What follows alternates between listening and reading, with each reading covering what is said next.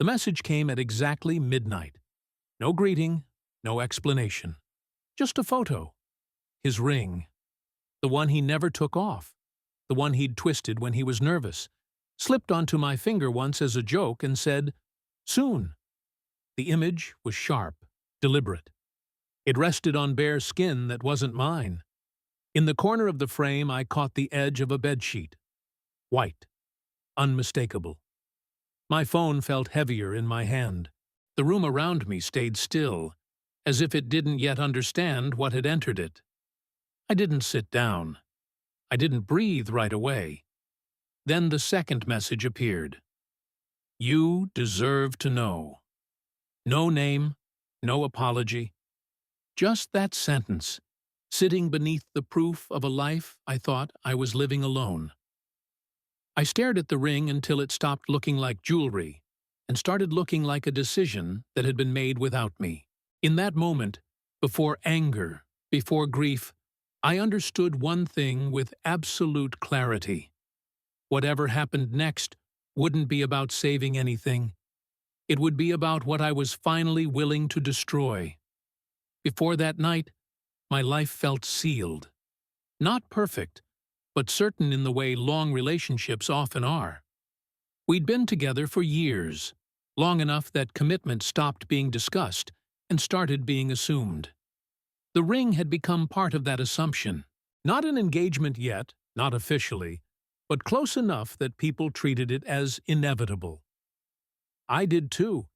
He was attentive in ways that mattered, predictable, present. The kind of man who answered calls, showed up on time, remembered details without needing reminders. We'd built a rhythm that felt earned. Mornings overlapped, evenings synced. Arguments were rare and short, resolved before they could grow teeth. Stability like that makes you stop checking the ground beneath your feet. The ring wasn't flashy. Simple metal. Heavy enough to feel permanent. He said it represented intention. That when the time came, it would be replaced, but never forgotten. I believed him because nothing in his behavior contradicted the story he told me. There were signs, of course. There are always signs. Late nights explained away by work. A phone turned face down more often than before, a distracted look that came and went quickly enough to be dismissed. I noticed them, then corrected myself. Love teaches you how to rationalize what you don't want to confront. I wasn't naive. I was invested. We talked about the future in practical terms. Moves, money, timing. He never hesitated, never deflected. He spoke as if everything was already aligned. I trusted the consistency of his voice more than the occasional gaps in his presence.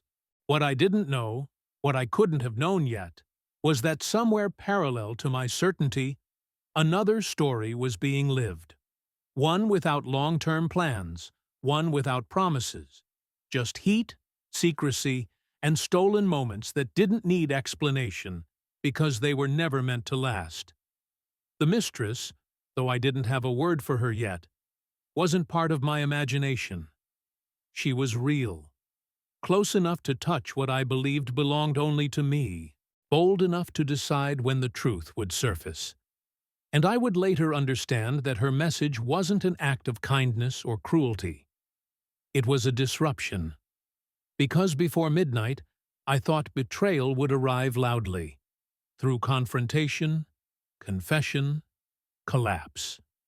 I didn't expect it to arrive quietly, through a screen, delivered by someone who had already crossed every boundary I'd been guarding without knowing it.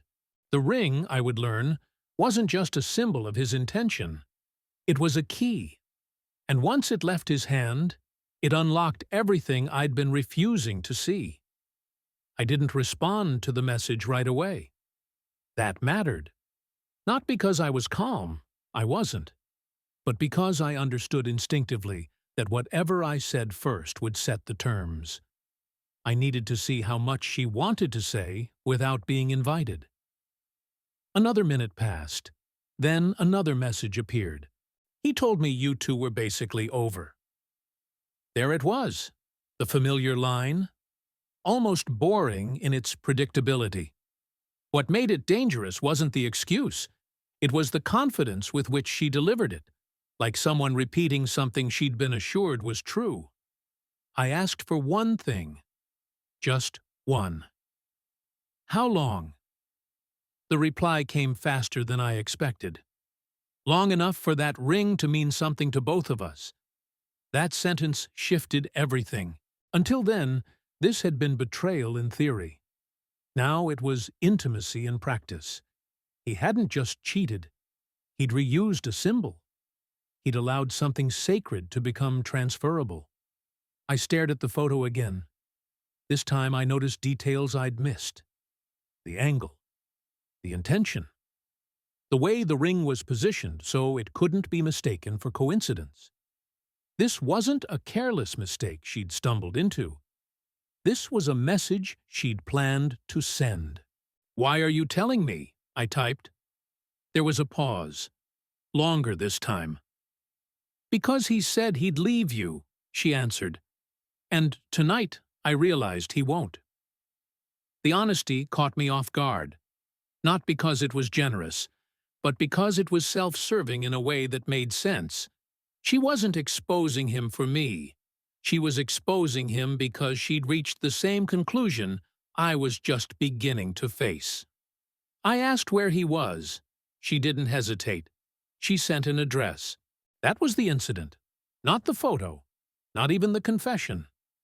The moment she gave me his location, the betrayal stopped being abstract. It became actionable. I stood up, already reaching for my coat before I'd consciously decided to go. My body knew before my mind caught up. This wasn't about confrontation fueled by rage. It was about seeing the truth in the same physical space where it was happening. As I locked the door behind me, one thought settled with unsettling clarity. Whatever I found there wouldn't just determine what I believed about him. It would decide who I was allowed to be after tonight. And I knew even then that there would be no version of this where I went back to sleep unchanged. The drive felt longer than it was. Every red light stretched, every street unfamiliar once I got close to the address she'd sent. I noticed details I shouldn't have. My hands steady on the wheel, my breath measured, as if my body were trying to convince me this was just another errand. It wasn't. I parked a block away, not out of caution, but instinct. I needed a few seconds to arrive before arriving. The building was quiet, residential, the kind of place you don't question if you don't have a reason to. I wondered how many times he'd walked through that door, rehearsing a version of himself I'd never met. I didn't go up right away. I stood outside, phone still in my hand, rereading her messages. They didn't escalate. She didn't gloat. She didn't ask if I was coming. That restraint told me more than any insult could have. This wasn't about drama for her anymore. It was about resolution. When I finally went inside, the hallway smelled faintly of detergent and something sweet. Someone else's normal life. I climbed the stairs slowly, each step narrowing the space between certainty and denial. By the time I reached the door, my heart wasn't racing. It had settled into something colder. I knocked once, firm, controlled. There was movement inside, voices, hers first, then his, muffled, casual, domestic in a way that made my stomach tighten. He opened the door halfway, confusion already forming on his face. It took him a second to place me. That pause was everything. "Why are you here?" he asked. Not what happened. Not what's wrong. Why are you here? She appeared behind him then, wearing his shirt. That was the escalation. Not the sight itself, but how ordinary it looked on her. As if it had always belonged there. I didn't raise my voice. I didn't need to. "She sent me your ring," I said. The color drained from his face. He looked at her, then back at me, calculations moving too fast to hide. He started to speak. My name, a justification, a story. But I held up my hand. Don't, I said. Not yet. I stepped inside without waiting for permission. The apartment was warm, lived in. 2 glasses on the counter. A jacket I recognized hanging by the door. His other one, the one he claimed he'd lost months ago. Each detail stacked neatly, irreversibly. She watched me closely, not triumphantly, but with something like relief, as if my presence confirmed she wasn't imagining things anymore either. He told me he was choosing, she said quietly. I just didn't realize he was choosing comfort. That word again, comfort. It followed him everywhere. He finally spoke, voice low, urgent. This isn't what it looks like. I laughed once, short, involuntary. It looks exactly like what it is, I replied. The pressure in the room thickened. No one moved. No one sat. The truth had nowhere left to go but forward. And I realized then that the escalation wasn't about catching him. It was about how many lies could exist in the same space before something shattered. I hadn't come to scream or plead. I'd come to decide. And whatever decision I made next would determine who walked out of that apartment wearing the consequences, and who stayed behind with the wreckage. The moment it finally broke wasn't explosive. It was surgical. I reached for the ring. Not from her hand, from the counter, where she'd placed it without ceremony. The same ring I'd once traced absent-mindedly with my thumb while listening to him talk about someday. It felt heavier now. Cold. Impersonal. I turned to him. He was already shaking his head, already rehearsing regret. Don't, I said. One word. Enough. I held the ring up between us. How many times did you take this off? I asked. How many nights did you decide I wouldn't notice? He swallowed, said my name again, tried to step closer. That's when she spoke. He never took it off for me, she said quietly. He said it made things feel real. The room went still. That sentence landed harder than anything else that night. Not because of jealousy, but because of intention. He hadn't compartmentalized his betrayal. He'd curated it. I walked to the window, stared out at a city that hadn't paused for any of us, and felt something settle into place inside me. Not heartbreak. Authority. I turned back, already knowing what I was going to do. This ends tonight, I said. Not tomorrow. Not after explanations. Tonight. He started talking. Apologies layered over promises, fear masquerading as devotion. I didn't listen. I walked past him, opened the door, and held it open. He froze. You're just leaving? He asked. I looked at him then. Really looked. No, I replied. I'm choosing. I dropped the ring into her hand. Not violently, not gently, precisely. If you want it, I said, keep it. It already stopped meaning what I thought it did. She stared at it, stunned. I could see then that this wasn't the ending she'd imagined either. Victory rarely looks how people expect. As I stepped into the hallway, he called after me. Wait, what about us? I didn't turn around. There is no us, I said. There's what you had, and what you lost. The door closed behind me, and in that moment, walking away without the ring, without answers, without permission, I felt it. Not the end of a relationship. The end of a lie that had been living in my body for years. By the time I reached my car, the night had shifted. Not quieter, clearer. The air felt cooler against my skin, like something had been scrubbed clean. I sat behind the wheel for a long moment before starting the engine, letting my hands rest where the ring used to be when I drove. The absence was noticeable, necessary. The days that followed weren't dramatic. No apologies that mattered. No revelations that softened the truth.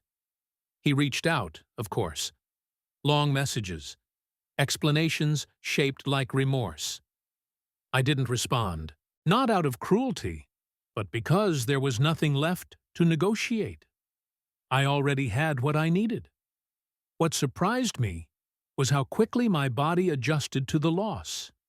I slept better, ate without forcing it, laughed at the wrong moments, and didn't feel guilty. Betrayal had been living in me longer than I realized, and removing it felt like relief disguised as grief. I thought about her once or twice, not with anger, with curiosity. I wondered if the ring still felt heavy in her hand, or if it had already lost its weight now that it belonged fully to the truth. I never asked. Some answers don't improve with confirmation. What stayed with me wasn't the image she sent or the scene I walked into. It was the moment I chose not to beg for an explanation, not to fight for something that required me to shrink to survive it. That choice recalibrated something fundamental in me. I didn't come out of this stronger in the way people like to say. I came out more exact, more careful about what I accept, more respectful of the signals I once explained away. The ring never came back to me. I didn't want it to, because what it symbolized no longer existed, and what replaced it didn't need proof, promises, or metal to feel real. Some endings don't close gently. They close cleanly. And that night, at midnight, when the truth arrived uninvited, it didn't just change my relationship. It returned me to myself.